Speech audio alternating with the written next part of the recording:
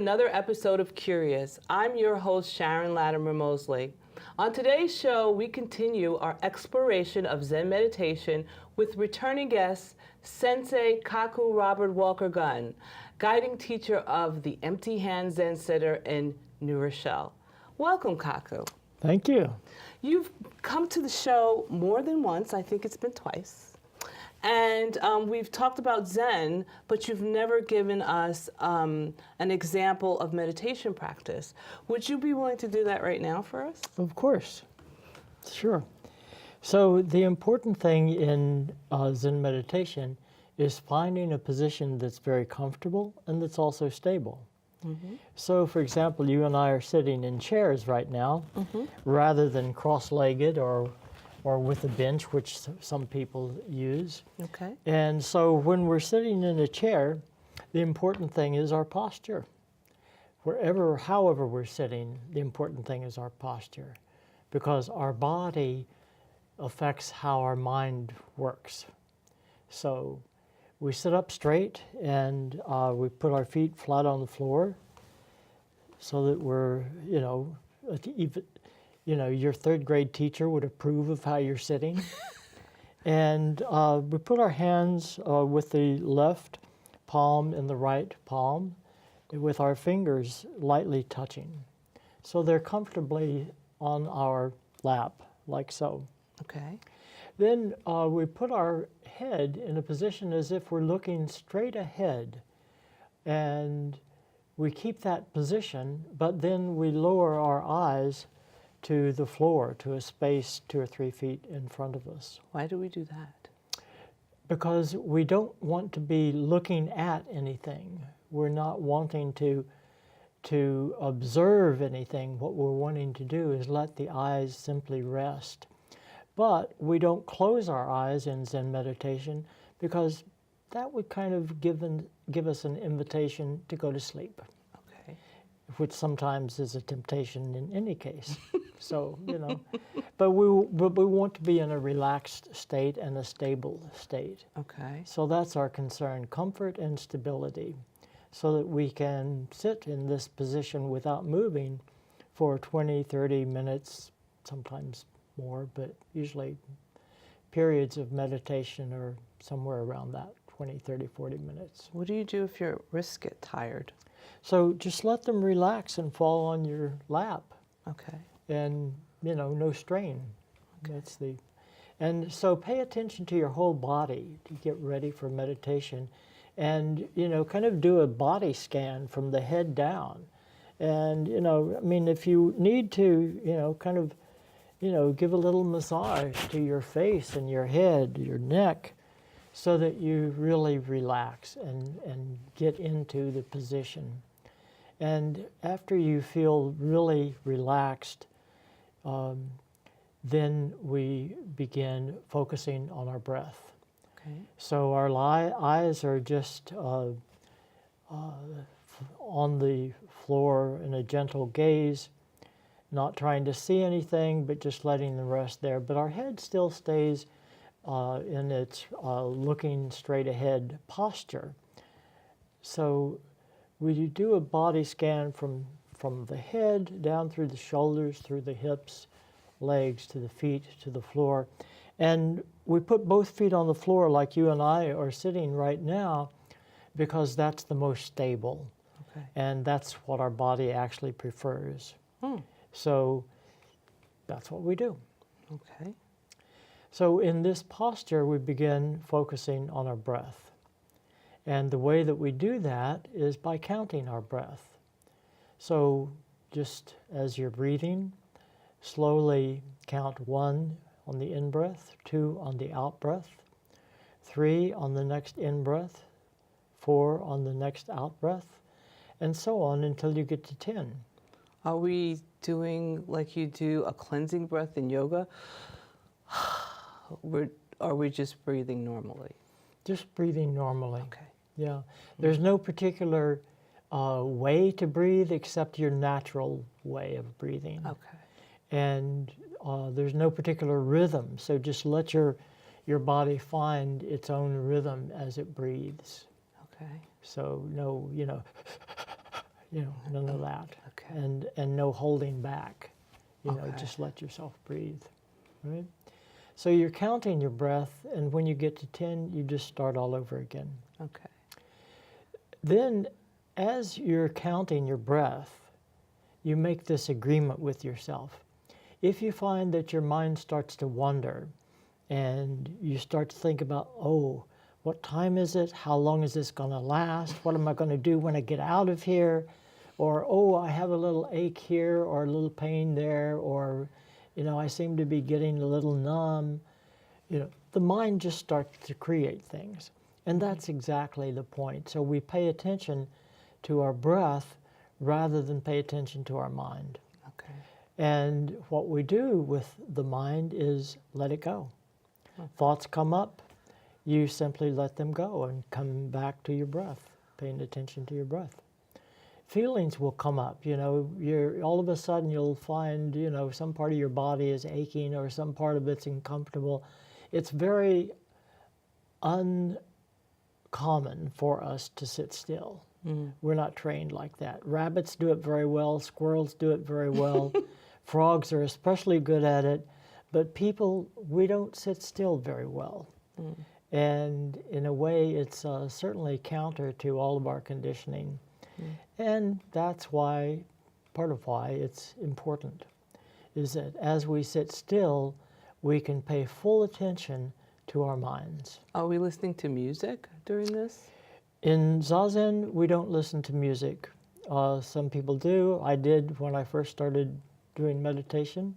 I would, sit up in my bed and I would turn on some wah-wah woo-woo music, and, I thought I would okay, I'll chill out now, And what I found with that is that my mind was going all over the place, right? And then I got a postcard in the mail. And this postcard invited me to go to a place called Zen Mountain Monastery. And I was shocked because I didn't know there was any Zen in America. I thought you had to go to Japan for it. So, long story short, I went, I loved it, I stayed, and that was the beginning of my Zen practice. And no music. And no music. I do listen to music, because I enjoy music, and, but not for meditation, because music is to take you away from your mind, in a sense, give your mind something to do. And we're more intent on examining what our mind is doing.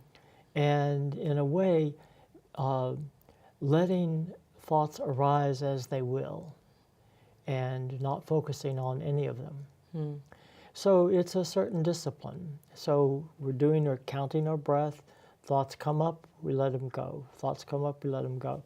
You make this agreement that if you go off on a tangent, like exactly, did you leave the kettle on the stove and things like that, you simply bring yourself back to your breath and start counting from 1 all over again. Okay. So some people never get to 10 for, months because they're being very honest about how much their mind is wanting to go yin-yang, all over the place. But that's okay. The point is simply to stay with your experience and to follow the rule of following the breath, go off on a tangent, come back, start counting from 1 again. So it's very simple. That's the whole thing in a nutshell. Now, we wanted to give our audience an opportunity to try it for 1 minute. So could you just summarize one more time what we're supposed to be doing? So find a comfortable, stable position, seated.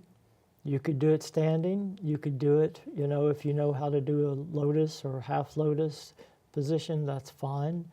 Comfortability and stability are the main things to focus on. Okay. And once you are in that kind of position, then you proceed to pay attention to your breath. Okay. So we're going to start. Yes, and we usually have a bell.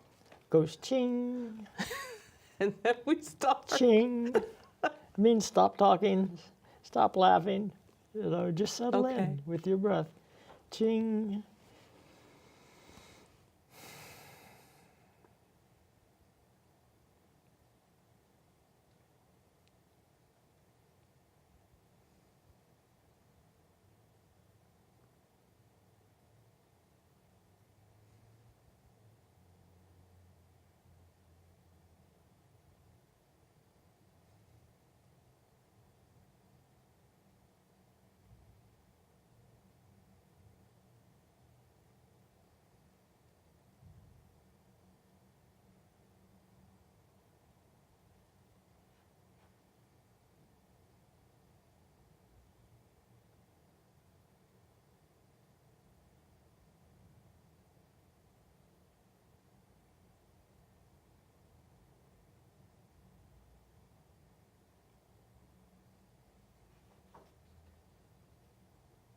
And then that's 1 minute. And now what do we do? Ching, ching. We ring a bell. Everything happens by bells in Zen practice. I mean, if we didn't have bells, I don't know how we would do anything. But that ching, ching means it's the end of the meditation. And then we bow to each other? Or? And so actually, we would have bowed to each other at the beginning. I forgot to give that instruction. And if you're by yourself, do a bow by yourself. Mm-hmm. Because what is the point of a bow? Yes. The point of a bow is to give yourself over completely to the process of paying attention to yourself. Well, most people I've spoken to, they have a problem with the bowing because it seems subservient, that you're doing something for someone who's above you, or you're lower. But is that what it means, or what does it mean? So that's a very good question, because that's our American tendency, is to consider a bow as beneath us, as it were, to think of a bow as being subservient to someone else. And that's not the intention at all in Zen practice. So when we bow, for example, we bow to the statue of a Buddha. Usually there's a statue of a Buddha or some bodhisattva on an altar, or any of the bodhisattvas that we know about. When we do that, it's a sign of our being one with that Buddha. And in Buddhism, we believe that Buddha is inside us and is us. Okay.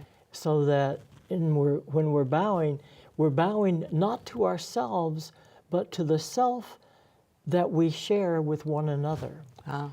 So I am here, you are here. In Buddhism, we understand ourselves as not being separate from each other. Okay. So to bow to you, or you to bow to me, is not being subservient to each other, but to acknowledge each other and to affirm each other in being who we are. I always felt it was a thank you to the person for being with me or sharing Absolutely, with it me. includes an expression of gratitude for now. Now, there have been some changes since you were here last. And you, in our last 2 interviews, you received Dharma transmission. And what does that mean? Are you different than you were before? So, am I different from the way I was before? No, there's nothing changed about me whatsoever. It is an acknowledgement of having reached a level of understanding in who I am and in what the Zen practice is. And it's an authorization and empowerment to teach others about Zen.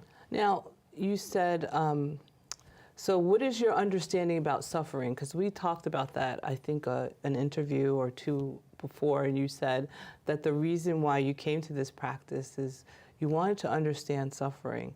So what is your understanding of it now? So when I was younger, the question that I had in my mind consciously was, why is there suffering in the world? And this was a personal question. It was not an academic one, even though I brought it to, serious reflection and study. But it was born primarily because of, or out of my experience of my brother, who had cerebral palsy after he was born and never walked, and other, limitations to his body and to his mind. And his experience in my life really determined my whole life, my whole outlook on life. Because he had such a profound acceptance of his limitations. Most of us are constantly trying to be more, be other than what we think we are. And Zen practice teaches us how to be who we are and to be our truest self, not to be better than we imagine ourselves to be, but to simply be our true self. So what did you, it's my understanding that suffering means dukkha, and that translates to unease. So what did you learn about unease for yourself? So you're referring to the Buddha's declaration that life is suffering. I mean, we translate it as suffering, and it is the Pali word dukkha. And that means uncomfortability, anxiety, restlessness, discontent, all of the things that that keep us in motion and not satisfied. So when we sit, we're basically acknowledging that here we are, and this is this moment, and this is this place.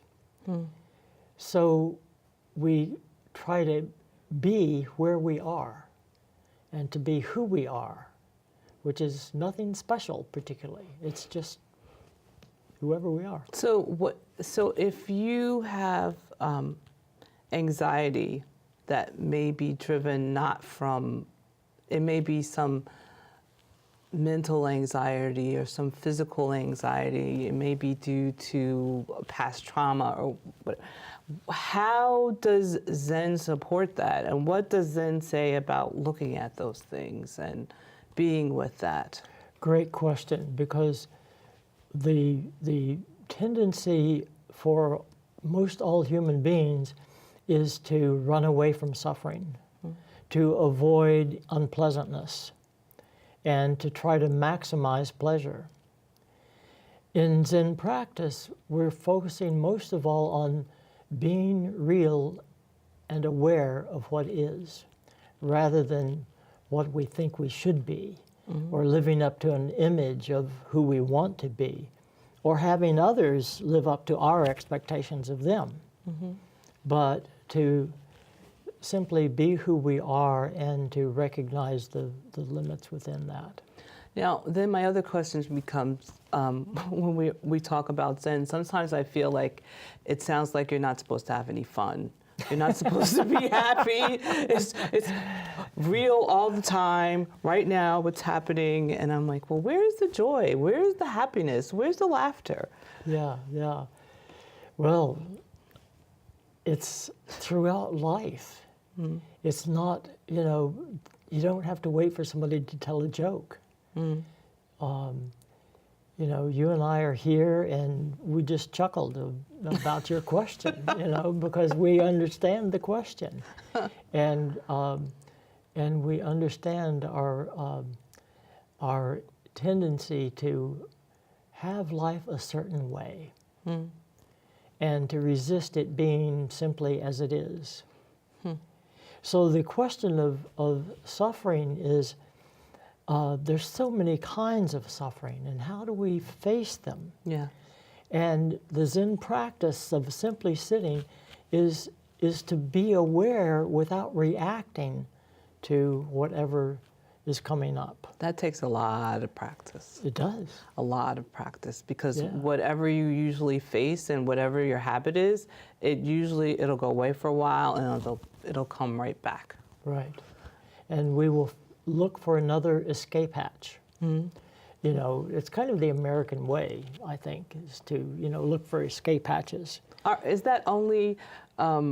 Is it only Americans? Yeah, No, because it's I not. feel No, I think like it's human, everybody yeah. says that. Americans are this way or that way or this Yeah, way. yeah. And I feel like I think we're all human beings. It's not just Americans who look for pleasure and, you know. That's true, but I do think that we have, to the rest of the world, have achieved it to an extraordinary degree. You know, and part of that is because of the inherent wealth of the land, the space. Part of it is the happenstance that included things like slavery, that included things like class consciousness and superior-inferior assumptions about people. Well, I think that's worldwide. It is worldwide. And I think that's influenced a lot of cultures, not just ours. That's true. That's true. But in the past, anyway, it seems to me America has represented to the rest of the world an ideal that everyone would like to have, an opportunity people would like to have. Maybe it was just good marketing. Maybe. Yeah. Or bad marketing, you know, depending on your point of view. Now, I wanted to talk to you, I wanted to get your impression or opinion about diversity in Zen practice. It seems to be a lot of men. I shouldn't say a lot of men. That's not what I mean. Maybe men in higher positions. Not very many people of color. How do you think that could change? Or can that change? Is that changing? How do you view that from your perspective? So I think that's a very important point, and it's something that those of us that have been involved in Soto Zen in America have begun to take extremely seriously, and to recognize you didn't say so, but most of the men that you're talking about also happen to be white. And so we're very conscious of white privilege. And we are deliberately working on ways to get beyond that. And that means to more directly encourage and invite participation by women and by all racial groups. So we're being very intentional about that to try to shift that and make a difference. Is there any mysticism in Zen, or would that be like an oxymoron? I don't know if that's the right word. Well, I think the answer simply is yes.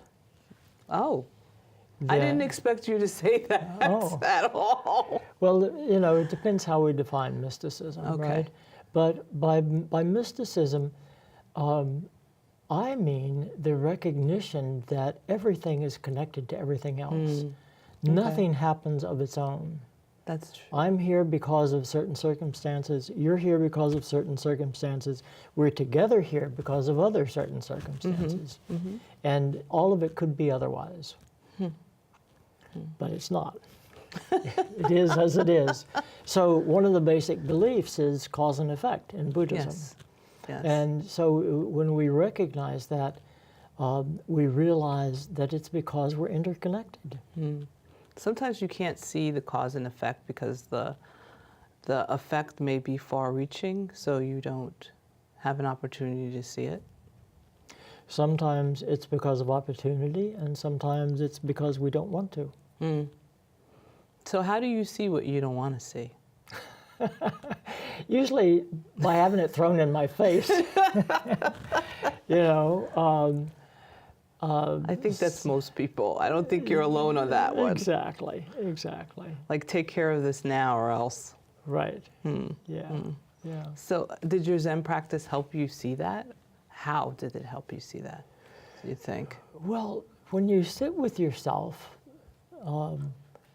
and really pay attention to what comes up as you sit still and as you let things go, new stuff comes up.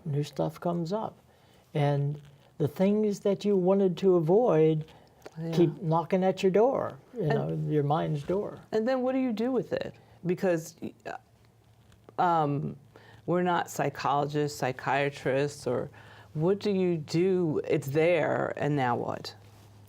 So you become aware not only of the thing that's coming up, but of your feelings about it, and your thoughts about it, and your worries about it. And where do you Whatever put that? You recognize it and then let it go. You let it go? Then Let it go. how are you going to deal with it if you let it go?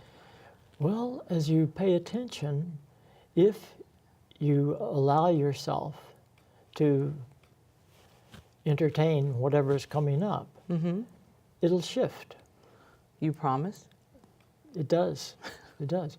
And at the same time, I have to say that some things keep coming back and still Yes. knocking at your door. Yes. And the big things of life, the nuts we don't know how to crack on our own, give us a problem. And so there are a number of things that Zen practice offers about that. One is part of the practice involves the connection to a teacher.